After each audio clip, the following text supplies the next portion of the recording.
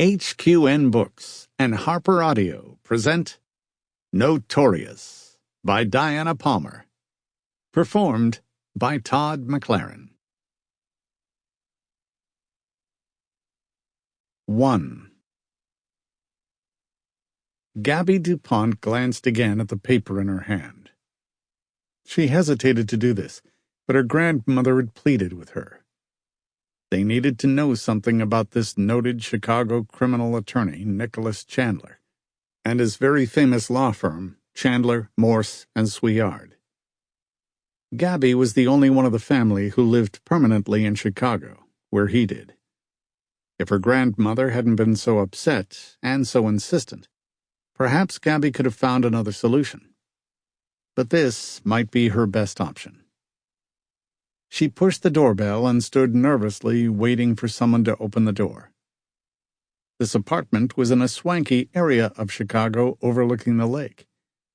It was as expensive as the place where Gaby lived.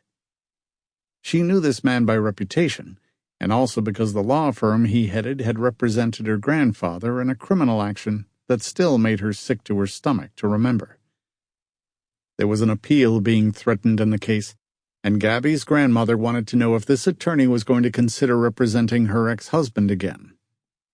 She needed to know. So did Gaby. Gaby had done masquerades before, mostly in an attempt to avoid a greedy cousin who was stalking her relentlessly for some property willed to her by a mutual great-aunt, which she wasn't willing to give him. She'd never understood the passion some people had for the almighty dollar. Gaby would have been happy with less. It was attitude, she considered, more than what happened to you. Gaby was 24, and she didn't want to get married. Her grandfather, Charles DuPont, had sold her like a prize mare without her knowledge when she was 16. Her innocence had a monetary value, and without Gaby's knowledge, or his wife's, he'd arranged a party during which he took Gaby into a room with a foreign businessman to whom he owed a lot of money, and 3 of the businessman's friends. Gaby was to be his payoff, since Madame DuPont had refused to pay his gambling debts. The man was strong, and Gaby couldn't get away from him. But Gaby's screams had brought her grandmother running. 2 men at the party, Madame's chauffeur and bodyguard, had busted the lock on the door and saved the barely clad teenager from further assault at the hands of her grandfather's colleague. One of the men had taken photos with his cell phone just as Madame DuPont went in the door and saw what had been done to her only grandchild.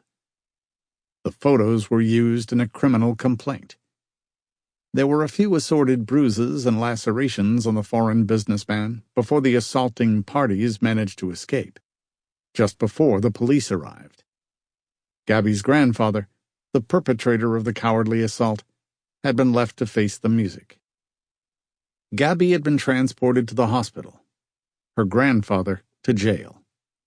Gaby's grandmother had filed for divorce the very next day, leaving her immoral husband penniless and furious at his changed circumstances.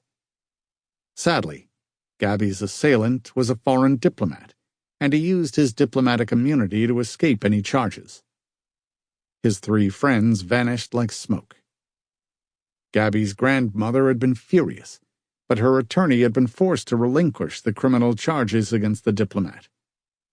Gaby's grandfather, however, had been arrested and tried and convicted.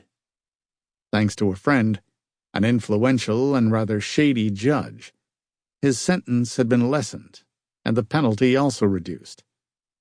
Now a mutual acquaintance had told Madame that Charles DuPont, who'd lost his law license, was planning to demand a retrial due to new evidence so that he could get his license reinstated. What new evidence he had, the acquaintance didn't know. It was enough to panic Gaby's grandmother nevertheless. Her grandfather's nephew, Robert Matthews, a business colleague, had also been left out in the cold financially as a consequence of his uncle's arrest. He was claiming that property given to Gaby in a will from their mutual great-aunt was actually his, Sample complete. Ready to continue?